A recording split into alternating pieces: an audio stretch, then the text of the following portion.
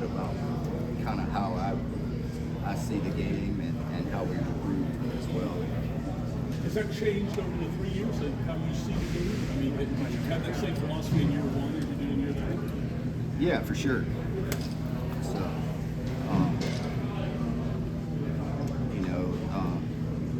even going back over the years, during my time at Clemson, 2014, 2018, great D lines, but also had great DBs, great second level defenders.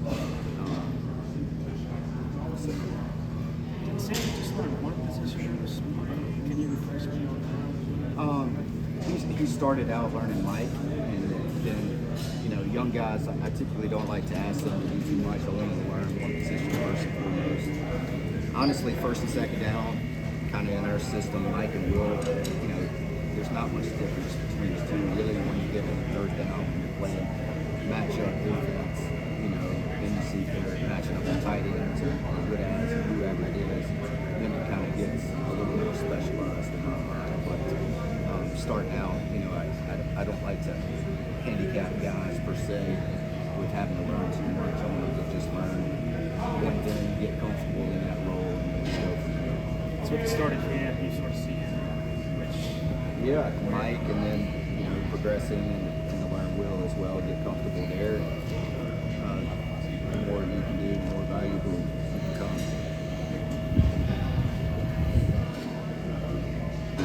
What would you say is different about Barrett Carter this year than the last years?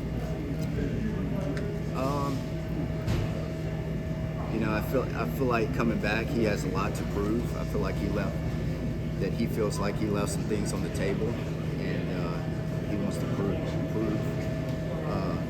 prove himself even more this year and go out the right way. And he's a finisher. He likes to finish things the right way. What are you looking forward to most this fall? Yeah, I'm just excited to get back with the guys. Like, I love training camp. I love the chemistry and just being with the guys every day. Spending 12, 14 hours a day in this building with those guys and just the camaraderie of that, just the team building that comes from it. I don't think I've ever been excited in 19 years of coaching than this season. And I feel like we got a chance. If things go the right way, we stay healthy, I think we got a chance to be really good.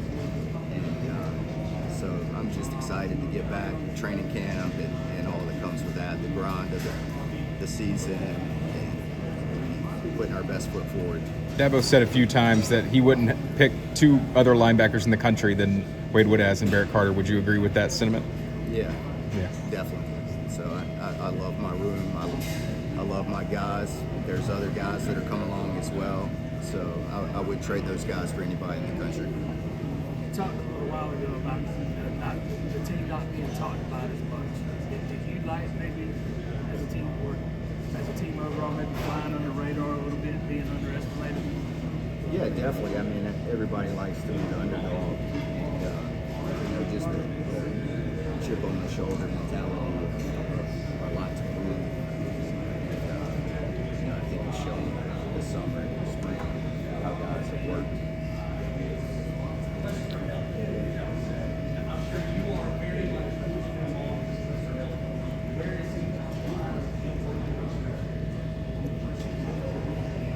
How things to say. Thank you, Coach. Yes, sir. Anything else? Hey, Coach, with the college football game coming out, you have Barrett Carter, you have Peter Woods, very highly rated, top 100 guys. What does it make you feel like to have such a high rating for a couple of the guys on your defense in the video game? I don't even know how to answer that. So, I guess it's flattering. Growing up playing that game, up until the last version of it. So, hopefully we can get back into dynasty mode this year somehow. But it's pretty cool to see. What do you think is so great about the game coming back for the landscape of college football? Just another avenue for fans to enjoy it. Yeah, definitely. That was the game for me growing up. Calling plays, calling your defenses, and building your teams, and just the competitiveness of playing your buddies, so forth and so on. But also just an opportunity for a lot of fans to enjoy the game as well, and to find out it's harder to call plays than they think. So. Going into fall camp, what are the kind of things you're circling at the top of your list for things you want to see improved or get better at before the season starts? Yeah, I mean, just if you look back statistically last year, maybe there's room for improvement in the red zone. I think we were 8th in defensive efficiency in the red zone, but scoring percentages were a little higher than we like down there. So red zone's been a major emphasis, and then always harping situational football. So third down, I feel like we can grow in that area as well. What we're doing there, and then explosive runs for touchdowns.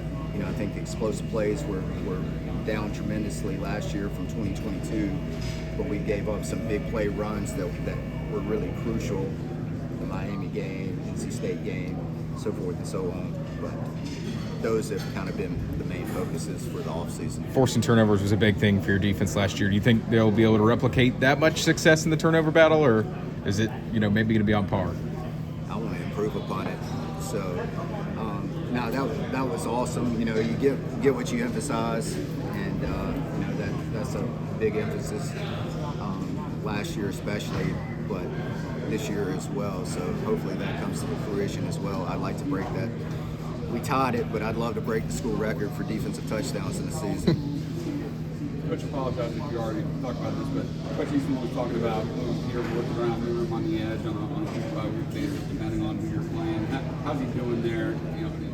Picking that up and just learning how to play that position. No, he's picked it right up. I mean, he played on the edge in high school. He played on the edge last year, so nothing new there. So, just from a personnel standpoint, they get big, we get big, and he has a high football IQ.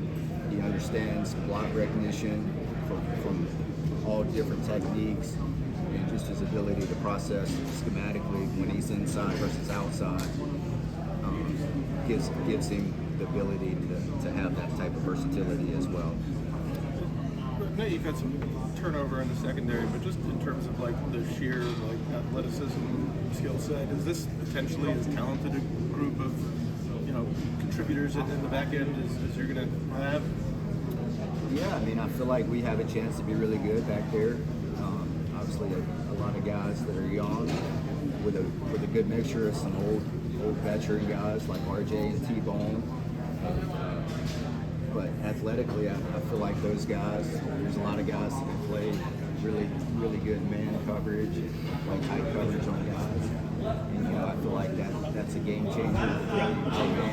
Play to deny the ball coverage and make quarterbacks make precise throws on a consistent basis. If you go back and look at the month of November last year, I think we led the country in pass defense. And shoot, it wasn't nothing earth-shattering. A lot of man free, a lot of man match quarters, and making those quarterbacks make precise throws. And but I feel like there's a lot of guys back there that can have a great impact this year. You mentioned those numbers from November. Maybe you look at the full season. You guys were probably, aside from Michigan, as good a defense as there was in the country last year. Do you feel like people kind of overlooked how successful this great group was last year?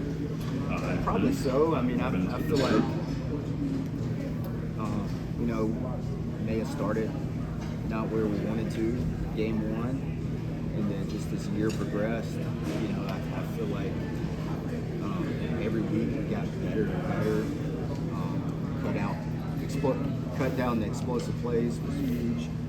We played better on third down as well, and just feel like the chemistry and cohesion of last year's group was really good. I feel like that showed on the field.